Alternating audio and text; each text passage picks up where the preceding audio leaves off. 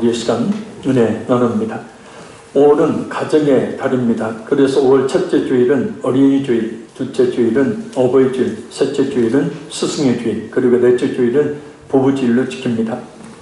그 가운데 셋째 주일인 오늘은 스승의 주일로 지킵니다. 이 스승의 주일은 기독교의 전통적인 절기는 아닙니다. 그래서 모든 교회들이 지키는 것은 아닙니다. 하지만 많은 교회들이 5월 15일 스승의 날을 기념해서 세 번째 주일을 스승의 주일로 지키고 있습니다. 우리 화평의 교회도 참 의미 있는 일이라 여겨서 스승의 주일을 지키고 있습니다. 우리의 참된 스승이 되셔서 우리를 영원한 생명의 길로 인도해 주신 예수님을 생각하며 또한 이 세상에서 그 예수님을 대리하여 우리의 신앙과 삶을 바른 길로 인도하는 영적 스승들을 생각해 보는 것은 크게 의미 있는 일이기 때문입니다. 하나님께서는 영적인 스승들을 통해서 오늘 우리를 가르치시고 또한 인도하고 계시기 때문입니다. 스승은 사전에 자기를 가르쳐주는 사람, 선생, 사부라고 나와 있습니다. 그러니까 자신에게 뭔가를 가르쳐주는 사람이 스승입니다. 그럼 좀 더 구체적으로 성경이 말씀하고 있는 스승이란 과연 어떤 사람을 말하는 것인가? 이 시간 그 의미를 살펴보며 은혜 나누기를 원합니다. 지금 이 자리에 임재 계신 우리의 성령 하나님께서 우리의 참된 스승 되신다는 사실을 또한 믿고 그 성령님의 깨달아 알 수 있도록 해주시는 은혜가 우리 모두에게 있기를 간절히 바랍니다. 우리 14절 말씀 우리 같이 읽겠습니다. 내가 너희를 부끄럽게 하려고 이것을 쓰는 것이 아니라 오직 너희를 내 사랑하는 자녀같이 권하려 하는 것이라. 아멘.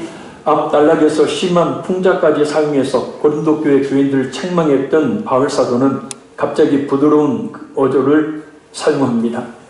앞에서 심하게 책망한 것은 고린도 교회 성도들 부끄럽게 하려고 한 것이 아니라 그들의 책망을 듣고 깨달아서 바른 신앙의 길을 가도록 하기 위해서이기 때문입니다.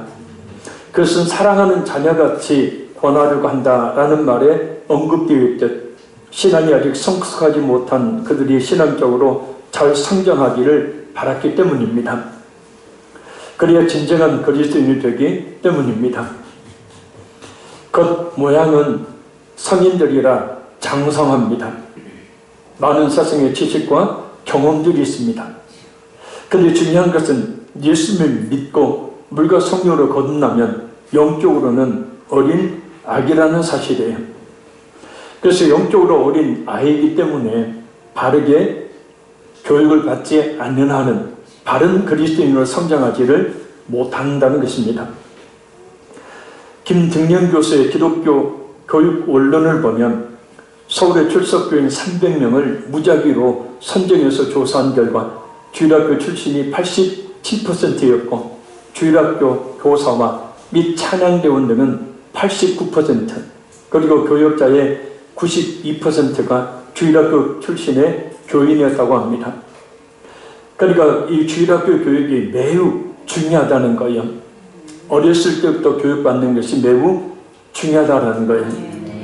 또한 미국의 교육학자인 벤슨 박사는 미국 교인의 85%가 주일학교 출신이고 선교사나 교육자의 95%가 주일학교 출신이라는 겁니다. 우리나라 조사와 거의 비슷합니다.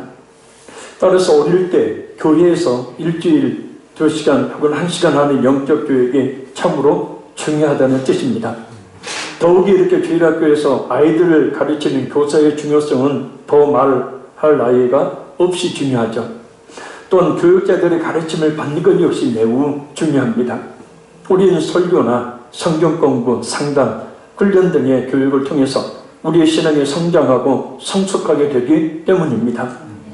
바울 사도가 고린도 교회 교인들을 향해서 말한 자녀같이 권한다라는 말의 의미가 이것입니다.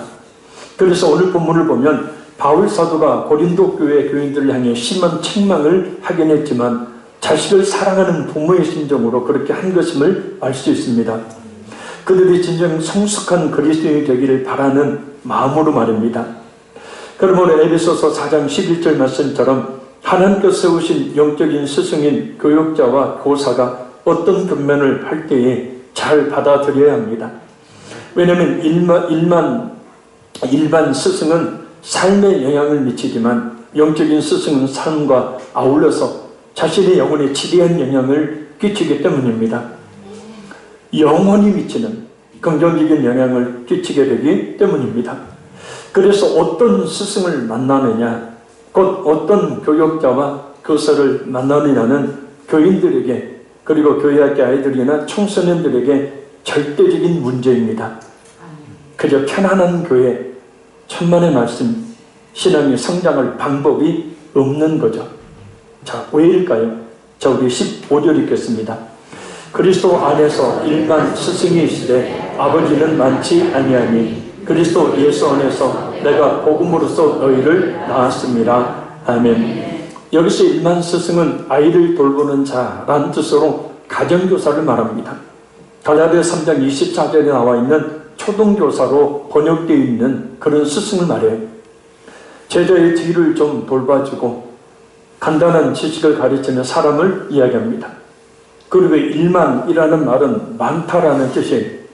단순한 성경 지식을 가르치는 선생은 많지만 한 사람의 인격과 장래, 그리고 신앙을 책임지고 양육하는 아버지의 마음을 가진 스승은 아버지가 한 사람밖에 없듯 많지 않다는 뜻입니다. 히브리어의 아버지라는 말에는 교사라는 뜻이 있습니다. 그래서 유대인 가정에서는 아버지가 반드시 아이들에게 탈무드를 가르칩니다. 캐톨릭에서 신부를 영어로 father라고 말합니다. 이것은 곧 히브리어의 개념을 적용하기 때문입니다.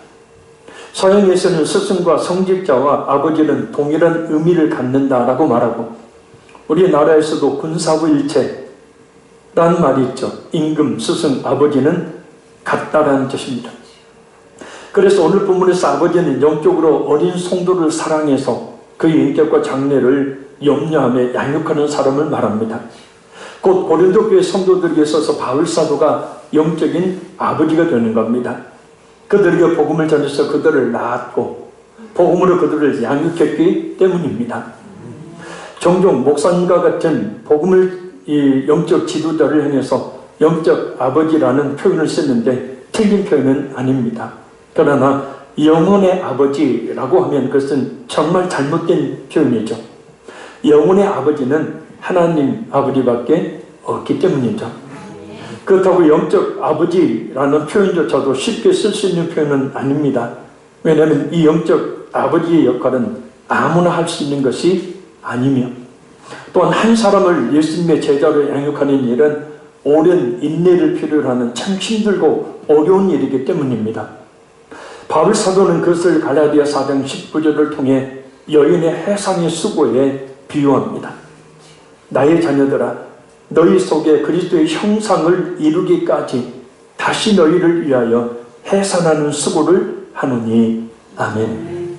그들이 예수님을 믿는다 하지만 그러나 그 안에 그들이 진정으로 그리스도의 형상이 자라기까지 계속해서 해산하는 수고를 한다라고 말합니다. 궁극적으로 우리 신앙을 자라게 하시는 분은 하나님이시지만 그 하나님의 양육의 도구로 사용되는 교육자와 교사들은 말 그대로 해산의 수고를 합니다. 우리 화평교회 전도사님들 이런저런 이야기를 들어가면서도 얼마 되지도 않는 사례비 받으면서도 철회하며 성도들 위해서 기도하고 전도하며 또 교육부서 아이들을 참 잘 섬깁니다. 특히 우리 전도사님들과 교사 선생님들이 이번 코로나로 인해 교회 학교 아이들이 교회에 나오지 못하자 일일이 신방하고 또 선물을 준비해서 나눠주고 기도해주고 참 영적 스승으로서의 수고를 많이 하고 있습니다. 우리에게 필요한 스승은 제자에게 성경적인 지식만 전하는 선생이 아니라 삶과 영혼에도 지대한 영향을 끼치는 아버지와 같은 스승입니다. 성도라 하여금 진정 구원에 이르도록 말씀을 전하고 주님이 부르시는 그날까지 믿음 지켜 바른 길을 가도록 늘 기도해주고 이끌어주는 그런 아버지 같은 스승이 더욱 필요한 겁니다. 그리고 우리는 그런 영적 스승의 가르침에 절대 순종해야 합니다. 또한 가정에서는 자녀들에게 그리고 교회에서는 성도들에게 그런 스승이 되도록 해야 합니다. 인생 3사라는 말이 있습니다. 곧 인생에는 스승이 세 분이 계시다라는 뜻입니다. 첫째 스승은 부모님으로 낳아주시고 사랑으로 가르쳐주신 스승입니다. 둘째는 학교 선생님으로 지식과 기술과 인격을 가르쳐주신 스승입니다. 셋째는 교회 교역자, 교사 선생님입니다. 영혼을 구원의 길로 인도하는, 그래서 맑고 바르게 살게 하는 신앙의 지도자를 이야기합니다. 이를 인생 3사라고 합니다. 이 중에서 성경이 말씀하고 있는 참된 스승은 세 번째이죠. 저기 16절 읽겠습니다. 그러므로 내가 너희에게 권하노니 너희는 나를 본받는 자가 되라. 아멘. 바울 사도는 담대하게 너희는 나를 본받는 자가 되라 라고 말합니다. 여기서 본받으라 라는 말은 어떤 사람을 모범으로 삼아 그의 행실을 따르는 것을 말합니다.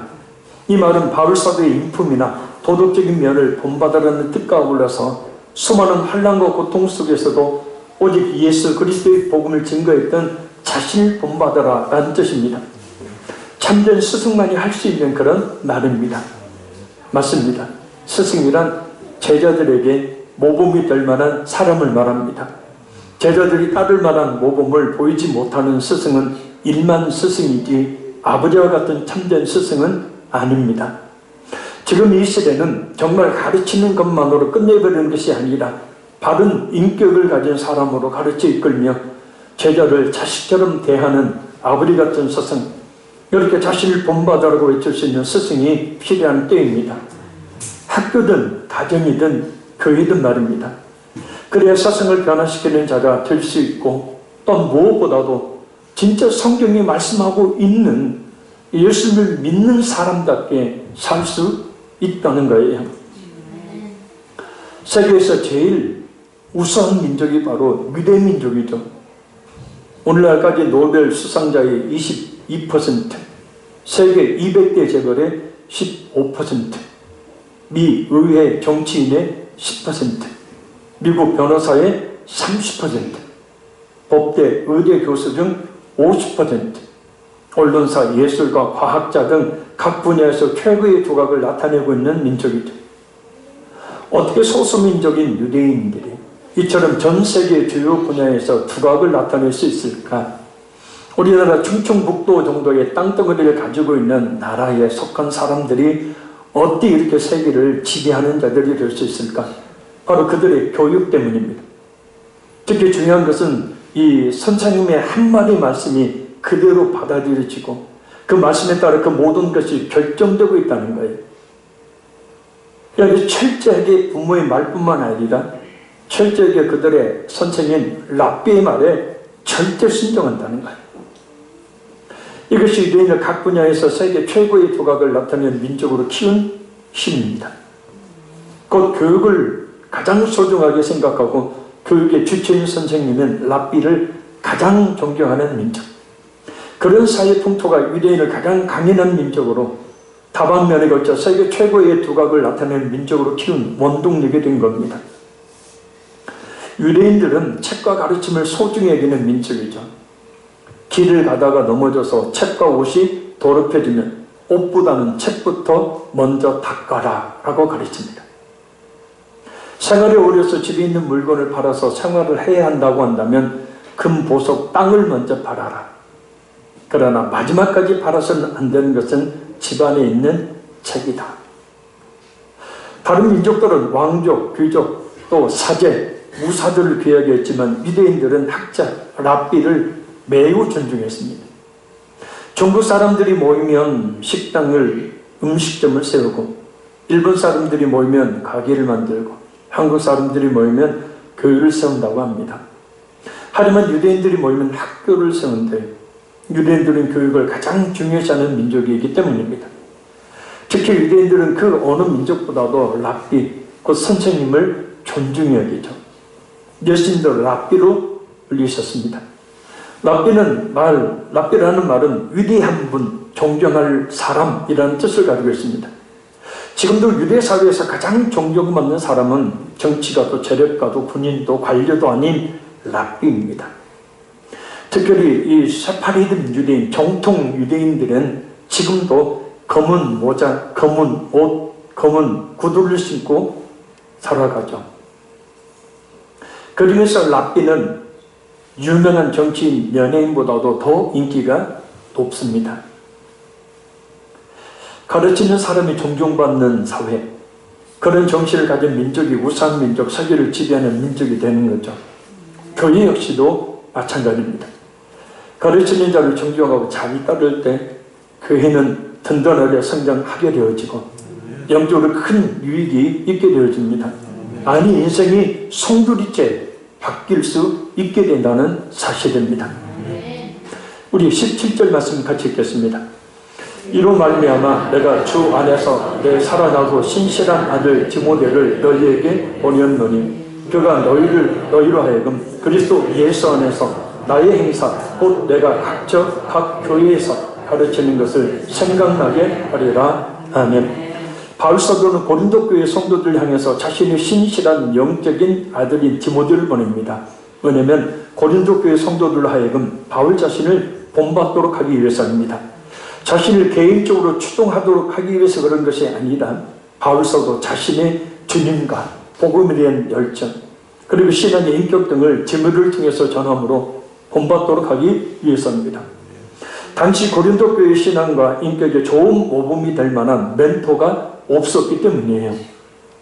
혼탁한 이 시대에 정말 좋은 멘토, 곧 조언자, 인도자, 친구, 모범이 될 만한 그런 스승이 절대적으로 필요합니다. 우리 예수님께서 그렇게 하셨듯이 말입니다. 어떤 스승을 만나느냐, 곧 우리가 어떤 교육자와 교사를 만나느냐는 우리 평생의 삶을 좌우할 뿐만 아니라 우리 영원히 좌우할 아주 절대적인 중요한 문제이기 때문입니다. 자, 우리 18절 보겠습니다. 어떤 이들은 내가 너희에게 나아가지 아니할 것 같이 스스로 교만하여 졌습니다. 아멘. 여기서 어떤 사람은 바울 사도를 반대하는 사람들을 말합니다. 바울 사도가 철학에 미숙하고 뛰어난 한란 문명에 주눅이 들어서 다시는 자신들에게 오지 못할 것이라는 교만의 말을 하면서 말과 지혜의 아름다운 것, 곧 세상의 지식과 세상의 지혜를 자랑했던 사람을 말합니다. 사실 바울 사도는 그들 앞에서 드러내지 않아서 그렇지 뛰어난 지식을 가지고 있었던 사람이죠. 사도행전 17장 18절을 보면 당대의 최고의 언변가들이요 석학들이라고 하는 소피스트, 우리가 잘 아는 철학의 두 흐름을 이루었던 에피쿠르스 학파와 스토아 학파 철학자들과 논쟁을 벌이는 장면이 나옵니다. 근데 그들을 꼼짝 못하게 할 정도로 바울 사도는 석학이요 언변가였어요. 무슨 얘기냐? 고린도 교회의 성도들은 자신들이 가지고 있는 헬라어의 지혜와 지식을 최고로 여긴 거예요. 그래서 바울 사도가 전한 그 복음을 우습게 여긴 겁니다. 그래서 바울 사도가 전한 그 복음을, 그 말씀을 듣지를 않은 거예요.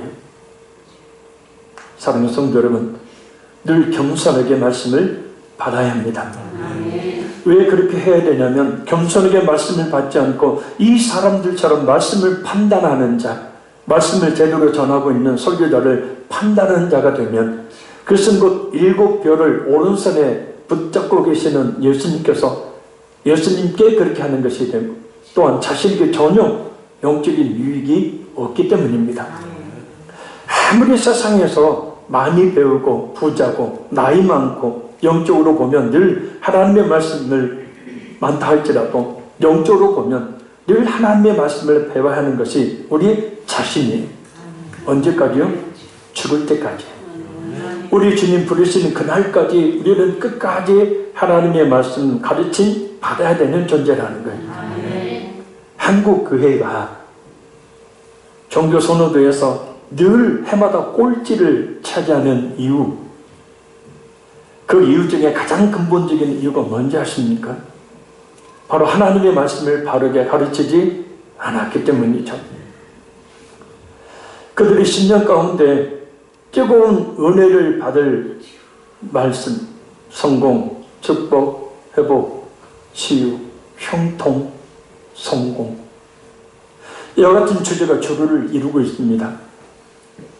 그러니 그와 같은 이 설교를 듣게 되어지면 마음에서는 은혜 받았다라는 작용이 일어날 줄은 모르지만 그 신앙을 겪고 성장시킬 수는 없다는 거예요. 우리의 신앙을 성장, 성숙시키는, 그래서 예수님의 제자로, 예수님이 그렇게 명령하신 예수님의 제자로 살 수 있는 방법은 오직 하나예요. 하나님의 말씀을 바르게 전하고. 아멘.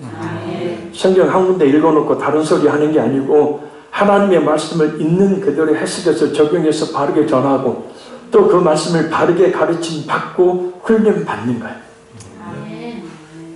우리가 큰 착각에서 벗어나야 합니다. 교회에 나오는 것으로, 예배 드리는 것으로 우리 주님을 향한 신앙의 의무를 다했다? 아닙니다. 큰 착각입니다. 우리 주님께서는 마태복음 28장에 승천하시기 전에 분명히 명령을 하셨어요.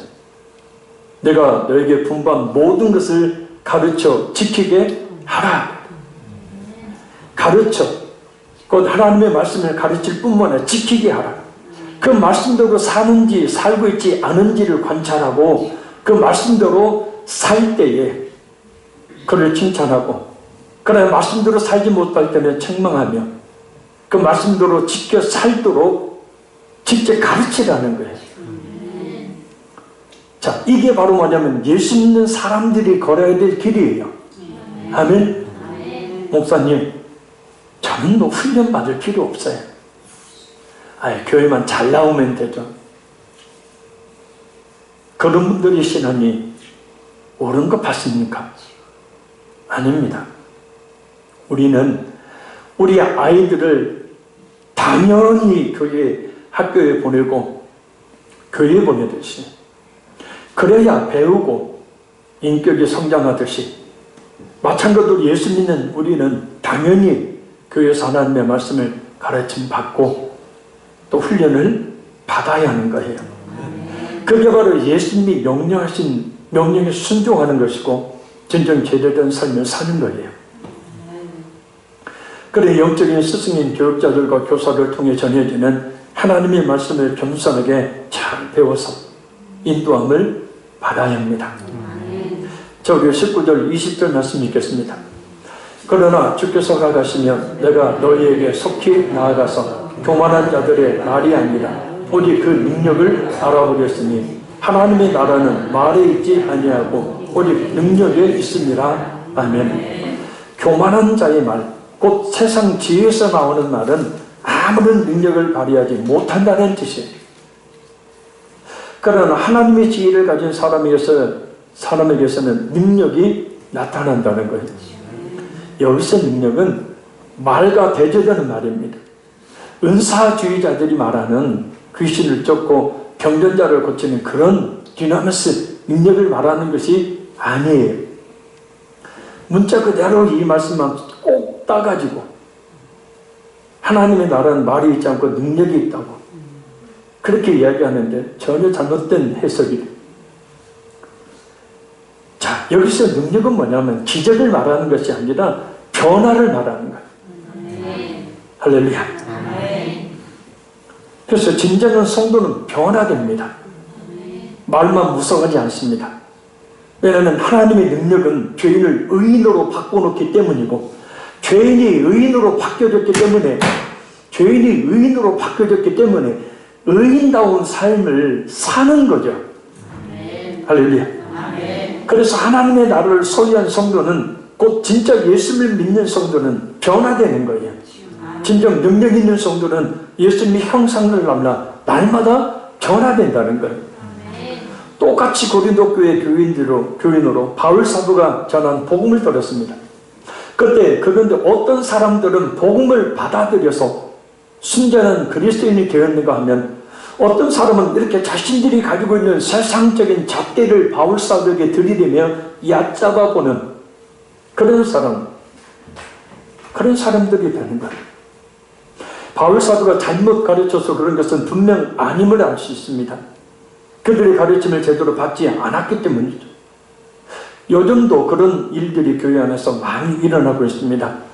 말씀을 전하고 가르치는 교육자들이나 교사들이 전하는 말씀을 잘 듣고 배우는 것이 아니라 가르치는 사람이 나이 따지고 학벌 따지고 성별 따지고 신앙의 연륜 따지고 관계 따지고 무슨 은사, 경험, 유무 등을 따지며 대하는 일들 말입니다.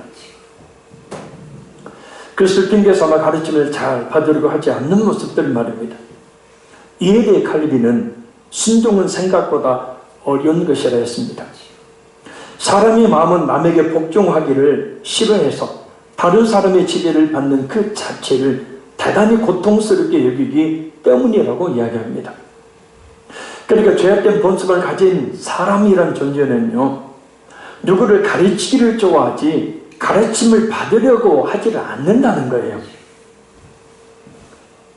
아니, 교회 가서 그냥 예배만 잘 드리면 되지 무슨 훈련을 받으라고 하냐.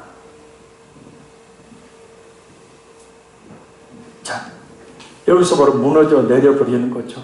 참된 그리스도인이 성숙하고 성장한 그리스도인이 되는 길을 스스로 가지 않는 거예요.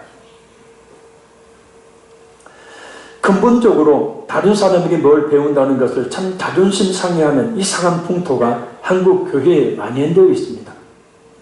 일제강점기, 독재 시대를 거치는 가운데 잘못된 저항정신이 한 원인이죠.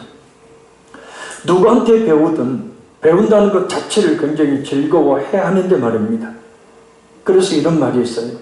진짜 무식한 사람은 모르는 사람이 아니라 배우려고 하지 않는 사람이다. 진짜 무식한 사람은 모르는 사람이 아니라 배우려고 하지 않는 사람이다. 오늘 본문의 고린도 교회의 일부 잘못된 생각을 가진 사람들은 바울 사도의 사도권을 무시하고 가르침을 받지 않았습니다. 결국 그들은 성령의 열매가 아닌 육체의 열매를 맺고 맙니다. 그래서 스승과 제자 사이의 신뢰가 매우 중요한 거예요. 할렐루야. 바울 사도를 영적 스승으로 여기고 그의 가르침과 훈련을 받았던 사람들은 참된 그리스도인이 되었는데, 똑같이 가르침을 받았으나 바울 사도에게 신뢰의 마음을 갖지 않았던 사람들은 그 가르침이 오히려 그들을 교만하게 만드는 계기가 되었다는 겁니다. 가르치는 자에 대한 불신이 생기면 교육의 효과는 기대할 수가 없습니다. 그래서 악한 마귀라는 놈은 종종 말씀을 가르치는 자에게 시험이 되게 만들어버려요. 그럼 신뢰가 깨져서 가르침을 받지 않기 때문입니다. 아이고, 너나 잘해라 라고 설교 들으면서 그런 생각하겠죠. 결국은 영적으로 스스로 황폐화되어버리는 그런 길을 가게 되어집니다. 가르치는 자와 가르침을 받는 자가 서로 신뢰하는 것은 아주 중요합니다. 그런데 오늘 본문의 고린도 교회 일부 성도들은 바울 사도 외부적인 조건들을 따지면서 사도권을 인정하지 않았습니다. 신뢰하지 않았습니다. 전에 저희 교회에 대학 교수 부부가 오신 적이 있어요. 저나 집사람의 은사 사역으로 기도도 받고 그래서 큰 은혜를 받았던 분들이에요. 근데 몇 달을 나오다가 다른 교회를 갔다 그래요. 왜 그랬냐 물어봤더니 목사님 학력이 자기들보다 낫다는 거예요.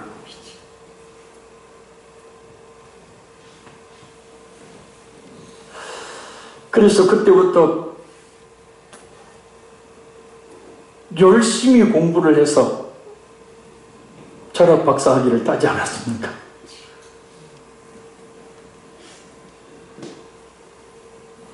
외부적인 조건을 처음에는 갖추려고 했지만 막상 공부를 하다 보니까 공부라는 것이 중요하다. 지금까지 공부를 계속하고 있죠. 기가 막힌 일이었습니다. 마음이 찢어지게 아픈 일이었습니다.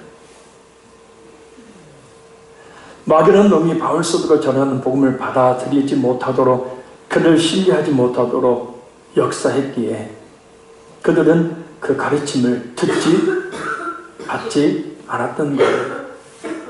그래서 그들은 바울 사도의 가르침을 받지 않으려 했고 또한 바울 사도를 무시했던 겁니다. 그래서 바울 사도가 뭐라고 합니까? 우리 21절 읽겠습니다. 너희가 무엇을 원하느냐? 내가 매를 가지고 너희에게 나아가랴. 사랑과 온유한 마음으로 나아가랴. 아멘. 이 말은 바울 사도가 마지막으로 고린도 교회 교인들의 결단을 촉구하고 있는 말입니다. 매와 사랑 중 어떤 것으로 고침받기를 원하느냐? 쉽게 말하면 알아서 결단하여 바뀌겠느냐, 아니면 징계의 매를 맞아야 바뀌겠느냐라는 거예요. 그 위대한 바울 사도에게도 이런 사람들이 있었다니 참 놀랍습니다. 그리고 얼마나 답답하면, 얼마나 말귀를 알아듣지 못하면, 얼마나 바울 사도의 가르침을 받지 않고 자기 고집대로 이런 고집이 세면 이런 말을 다 했었다. 혹시 우리는 그렇지 않은지.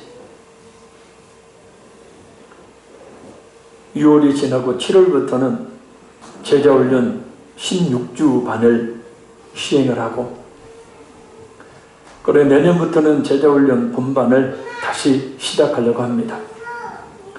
기도하는 가운데 하나님이 제 마음을 아주 뜨겁게 강하게 만드셔서 다시 훈련을 시작하려고 합니다. 훈련 받을 사람 모집하지 않습니다. 왜요? 훈련 받지 않는 분들은 무조건 훈련을 받으십시오. 아멘. 안 할 거라고 어제 밤에 하나님이 제 음성을 들려주셨어요. 그렇지만 훈련 받게 하라. 예수님의 명령이잖아요. 아멘. 그래서 진짜 예수 믿는 사람답게, 예수님의 제자로 좀 멋있게, 진짜 그리스도인다운 사람답게 성장해 가기를 바라요. 어영부영 신앙생활에서 천국에 갈 생각하지 말고요. 아멘. 한 사람을 바른 그리스도인이 되게 하는 일은 해산의 고통을 겪는 것과 같은 일이라고 바울 사도는 말했습니다. 바른 신앙생활을 하지 않으면 배밖에 없다. 하나님의 고난을 통한 연단밖에는 없다는 뜻이에요. 여러분 저를 보십시오. 하나님이 원하시는 신앙생활을 하지 않게 되면 연단밖에는 없어요. 아무리 힘쓰고 애써도 안 된다고요. 그래 중요한 것은 힘쓰고 애도 써야 되지만 더 중요한 것은 하나님이 내게 원하시는 신앙생활의 길을 들어 서야 한다는 거예요.